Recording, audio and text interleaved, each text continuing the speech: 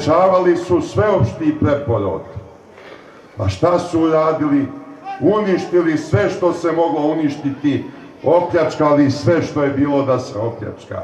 Esmark je hteo da se dočepa besplatno 170 miliona dolara vrednih sirovina zatečenih u Sartidu. Kad smo izneli sve to u javnost i kad smo dokazali da Srbija nema nikakve garancije, vlada je morala da odustane.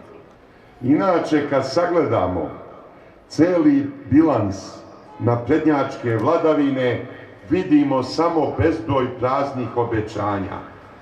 Ništa do sad nisu uradili što su obećali. Obećali su bolji život, pa odmah posle izbora smanjili plate i penzije.